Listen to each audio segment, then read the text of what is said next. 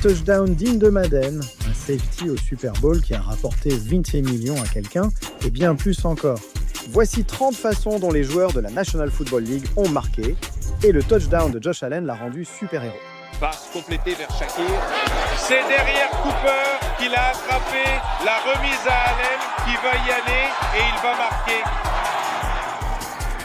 Avec un tel plongeon, pas étonnant que les fans l'appelaient Superman. Mais le numéro 29 a réussi un retour de coup de pied, un record fou de la National Football League. À 68 yards de la ligne. C'est en l'air, c'est bon. C'est passé de 68 yards. C'est un record de la National Football League. Un field goal de 68 yards. Ouais, ce n'était pas juste fou. Le maillot du botteur a été envoyé au Hall of Fame car c'était le plus long field goal de l'histoire. Mais au numéro 28, c'était presque la plus longue action quand Kyler Murray a marqué d'une manière complètement différente. Murray manque de temps, il bouge, il revient de ce côté. Il danse, il regarde, il dirige la circulation et regardez la durée de cette action. Murray vers le Tima. 2 contre 5 et il va réussir, c'est incroyable. Bon sang mec, cette action a été plus longue que moi. Cela a duré 21 secondes, devenant la conversion à 2 points, la plus longue de l'histoire de la National Football League. Au numéro 27, j'ignorais qu'un joueur pouvait marquer un point, rendant cette action très rare. C'était inédit depuis plus de 60 ans. Doug Flutie, lors de son dernier match, a tenté de marquer d'une façon inédite. Coup de pied tombé réussi pour le point supplémentaire. Tu y crois? Et quel pourrait être le dernier coup de pied professionnel de Doug Flutie? Passionné de National Football League, je n'ai jamais vu ça. Pourtant, les joueurs peuvent laisser tomber le ballon puis le frapper du pied. Marquer un point de cette façon en 2006 n'avait pas été réussi depuis 1941, plus de 65 ans auparavant. Mais au numéro 26, une équipe différente a permis à quelqu'un de gagner 20 millions. Car lors de la première action offensive du Super Bowl entre les Broncos et les Seahawks, seule une personne au monde l'avait prévu. Le ballon survole la tête de Ceylon Manning. Un drapeau est lancé, puis il sort de la zone d'en-but.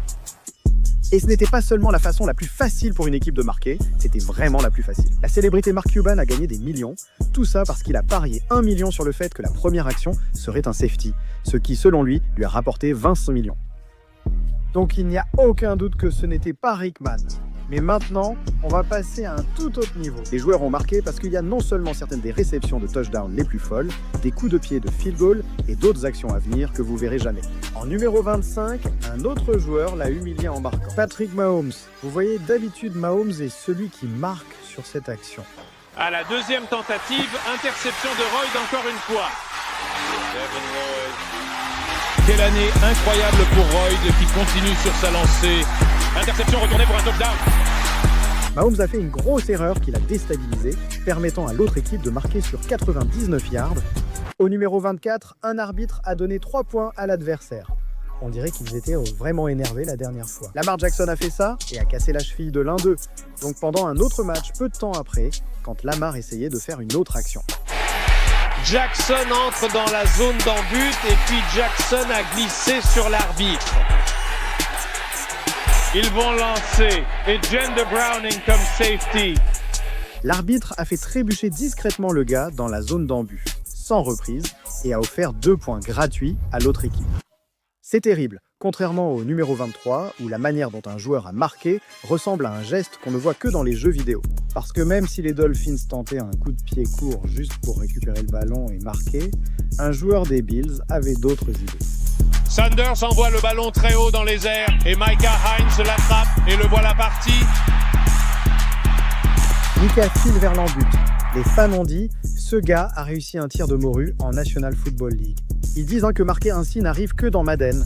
Il y a une chose impossible même dans Madden, le numéro 22, où un joueur marque avec un salto avant. Complètement démarqué. Maintenant, un salto dans la zone des Eagles. Quoi ? Faire un salto au-dessus d'un adulte et atterrir comme un Olympien, là c'est fou, mais au moins il l'a fait exprès. Le numéro 21 est arrivé à cause d'un accident, et je ne parle pas d'un accident de voiture ou quoi que ce soit de ce genre. Je viens juste d'y entrer, putain, repose en paix mon bébé de toute façon. Assez parlé de moi, cette pièce n'était pas du tout prévue ainsi. Montée, lance, Maxime Walker fait tomber le ballon. Incroyable. Maintenant, je suppose qu'on peut dire que c'est la définition d'être au bon endroit au bon moment. Mais au numéro 20, d'une autre manière.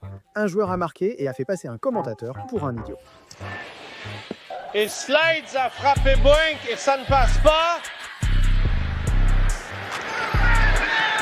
Attends une minute. Il vient vraiment de dire que ce n'était pas bon.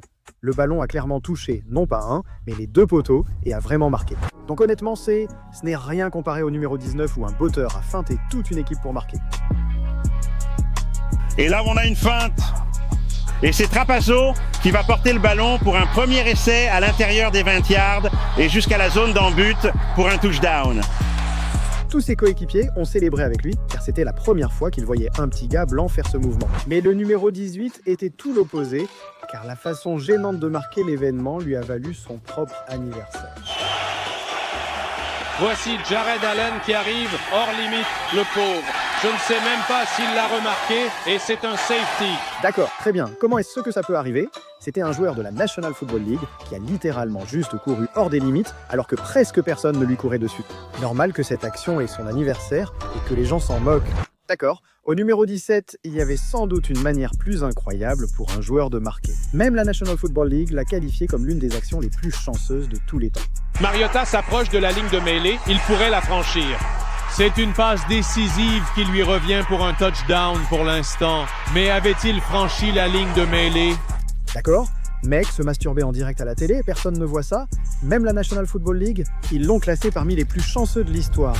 Mais cette action n'a pas eu lieu. Ses adversaires se sont moqués, comme Rob Gronkowski à la 16e place.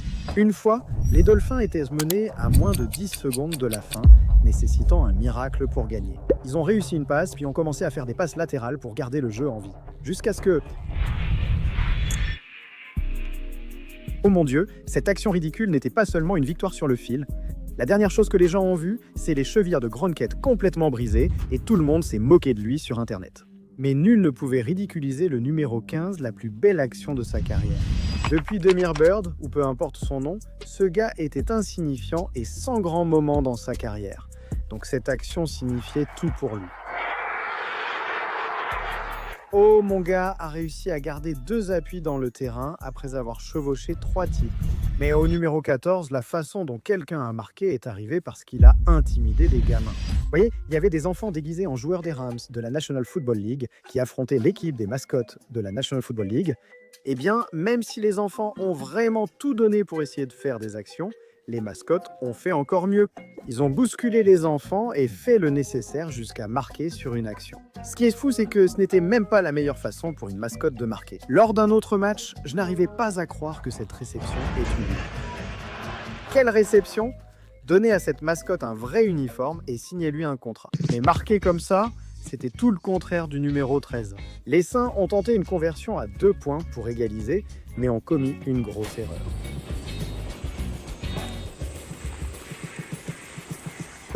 On pourrait dire qu'il a fait une interception à 2 points, mais bon. À l'action 12, un autre joueur a marqué d'une façon que j'ignorais. Regarde. La règle du coup de pied après réception libre permet de tenter un field goal après une réception libre sur un punt à portée. Franchement, j'ignorais ce que cela signifiait, car cette action n'avait pas eu lieu depuis les années 1970, et je ne suis pas si inconnu. Cette règle a été réappliquée en 2024 lors d'un match, quand une pénalité a permis aux Chargers de tenter ce coup. Peut-il la réussir ? C'est parti ! Oui, il vient d'entrer dans l'histoire ce soir. Oui. Très bien maintenant. Aussi fou que cela ait été, heureusement il l'a réussi. Sinon, cela aurait pu finir comme le numéro 11, la plus longue action de l'histoire de la National Football League. Tentative de 68 yards, il l'a envoyé en l'air. C'est court après la zone d'en-but. Après la mi-temps. Il l'emmène sur 109 yards. Pas étonnant que le commentateur ait failli faire une attaque. L'autre équipe a sûrement regretté ce field goal raté. Parfois, manquer un coup de pied peut être bénéfique pour une équipe, comme ces joueurs l'ont fait au numéro 10. Les Panthers prennent l'avantage. Mauvaise remise, Zuckup récupère le ballon et il le lance pour Grant. Il a un receveur, Angelo Broxson. Honnêtement, je ne sais même pas quoi dire.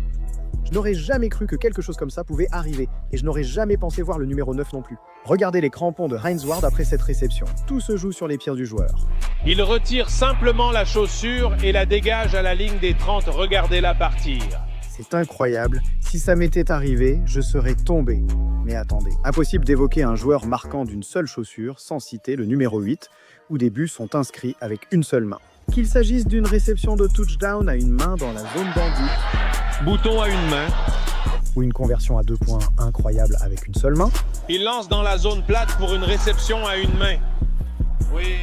certains joueurs, comme Bowers, ont marqué d'une main en tombant. Tu plaisantes, là? Un tir à une main, comme le logo de Jordan. Quelle prise quand même. À une main de la gauche. Oh là là. Un touchdown a été comparé à la meilleure réception à une main de l'histoire vers l'arrière. Oh, il a attrapé Burks. Touchdown incroyable. Tout le monde a dit que ça rappelait Odell Beckham Jr. Il a même tweeté 13S, car ils ont tous marqué ainsi, avec le même numéro. Bien sûr, attraper à la main n'a rien à voir avec le numéro 7, où les joueurs marquaient avec leurs fesses.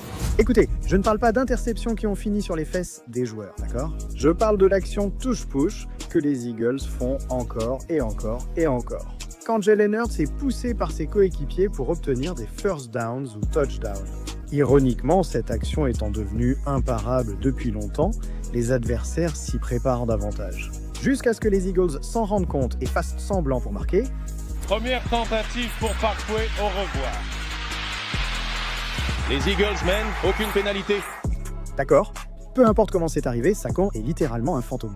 Mais même certaines des meilleures actions que j'ai vues n'étaient rien comparées à la numéro 6, où une équipe a marqué à partir de l'une des pires actions de tous les temps. Le score était égal et il restait du temps lorsque les Patriots ont rendu le ballon. Donc on pourrait penser qu'ils se contenteraient de tomber au sol et d'aller en prolongation, mais à la place, un joueur a fait la chose la plus stupide imaginable. Paxton Forban nulle part en vue. Oh, c'est intercepté. Oh. Fin du match, mec. Cette action a vraiment coûté la victoire à son équipe. Ce qui me rappelle le numéro 5 où un autre joueur a marqué en faisant quelque chose de mauvais pendant ce match. Le temps était si mauvais que les joueurs glissaient sur la glace, tombaient et manquaient des coups de pied à cause de la neige. Lorsque les Patriots se sont préparés pour un field goal décisif à 0-0, personne ne croyait à leur réussite jusqu'à l'instant précédant l'action. Quelqu'un a littéralement conduit une des neigeuses sur le terrain pour dégager un chemin parfait pour le botteur. Il y a un instant, l'homme qui s'occupe de la petite machine à balayer est venu sur le terrain ici pour préparer un emplacement pour que Gene Smith puisse placer le ballon. Je n'ai jamais vu quelque chose comme ça en toutes les années où j'ai joué, Jay. Même les anciens commentateurs n'en revenaient pas, car une des neigeuses n'avait jamais été autorisée lors d'un match auparavant. Cela a aidé le botteur à gagner le match, mais comme beaucoup pensaient que c'était une forme de triche, le commissaire a reconnu que la déneigeuse donnait un avantage injuste aux Patriots et les a interdites. En 4e position, une façon différente de marquer a été inspirée par le film pour enfants Les Petits Géants. L'équipe de football a exécuté une action où ils ont utilisé une feinte de ballon cachée juste pour marquer. Croyez-le ou non, cela a poussé l'entraîneur des Panthers à tenter quelque chose de similaire en vrai. Regardez, Rock là le ballon, part à gauche et va marquer. On dirait une action sortie du manuel universitaire. Ils réagissent très vite. On croit que Cam Newton va recevoir le ballon après la remise, mais c'est Richie Brockle, le back, qui l'obtient finalement. Je ne sais pas ce qui est plus fou, la façon dont le joueur a marqué ou que ce soit son seul touchdown en carrière. En 3e position, un joueur a marqué en reculant. Regardez Jameis. Winston est un quarterback, celui qui lance des passes pour que d'autres marquent. Jusqu'à une action où il a complètement changé de position. Encore une feinte alors que Bolchevski plaque Ozevski avec la récupération. Oh, dans la zone d'en-but. L'action était incroyable et est devenue virale. Tous les fans de la National Football League ont immédiatement célébré Jameis. Marqué comme ça, ce n'était rien comparé au numéro 2, qui n'est arrivé que parce qu'un joueur a pris quelque chose d'illégal. Maintenant, attends un peu. Je ne parle certainement pas de l'ancien joueur qui a récemment avoué au monde entier qu'il avait joué complètement bourré pendant plusieurs matchs. Ou comment Marshawn a reconnu avoir besoin de quelque chose avant chaque match. Mon petit secret, c'était que j'avais besoin de prendre un shot, voire un shot et demi avant chaque match. De Hennessy. Qu'est-ce que tu veux dire ? Je pensais, faire le service traiteur ou je ne sais pas quoi d'autre. Je me disais, putain, non, il y a un ballon juste là. Dans le vestiaire à Seattle, un sac à dos Pete Carroll. Boire n'est pas illégal. Je parle de ce qu'a avoué l'ancien botteur des Packers après sa manière folle de marquer en prolongation. Les Bears ont contré le coup de pied de Chester Markle. Il a attrapé le ballon contré Botté par Marco Tester. et il l'a ramené dans la zone d'en-but pour un touchdown, remportant le match contre le grand rival des Packers, acclamé par les fans sur le terrain comme un héros. Personne n'a jamais récupéré son propre coup de pied bloqué pour marquer, ni admis avoir fait tout cela sous l'emprise d'une drogue. Ne faites surtout pas ça, les enfants. Enfin, la dernière façon dont un joueur a marqué est devenue l'un des moments les plus émouvants de la National Football League. Tout a commencé avec cette action. O'Donnell se fait contrer dans la zone d'en-but. C'est une course et un touchdown. Sam Williams l'a bloqué. Oui, le joueur des Cowboys, Marshawn Nilon, a récupéré le ballon et marqué, célébrant avec joie son tout premier touchdown en carrière. Maintenant, on pourrait penser qu'après avoir réalisé sa meilleure action et en vivant constamment son rêve en National Football League, Marshawn aurait été fier de qui il était. Mais 2 jours plus tard, un événement terrible a choqué le monde. Info de dernière minute. Les autorités du Texas enquêtent sur la mort du défenseur des Cowboys, Marshawn Nilon, considéré comme un suicide. Il s'est avéré que cela s'est produit parce que Marshawn n'était en réalité pas satisfait de la façon dont il marquait, ou honnêtement, de quoi que ce soit dans sa vie. En coulisses, Marshawn devait affronter un lourd passé de troubles mentaux, la pression de la National Football League, d'immenses attentes et bien d'autres défis qui l'ont poussé à bout. Et c'est ce qui l'a poussé à partir soudainement dans une course folle à grande vitesse, où il a été poursuivi par la police jusqu'à ce qu'il ait un accident. Aussi à ce moment-là, Marshawn a mis fin à ses jours. Donc les fans ne parlaient pas seulement de leur dévastation ou de la tristesse de ce qui s'était passé. Après son meilleur score, la National Football League a honoré Marshawn par un moment de silence émouvant lors du premier match après la tragédie. La Ligue a également accepté de renforcer considérablement le soutien à la santé mentale des joueurs en améliorant les programmes existants, en recrutant davantage de professionnels de la santé mentale pour toutes les équipes et en mettant l'accent sur un soutien confidentiel en cas de crise. Pour aider tout joueur en difficulté, mais honnêtement, c'est plus grand que la National Football League. Si tu traverses une épreuve, parle-en à quelqu'un ou sache que je suis là et fais ces vidéos pour toi.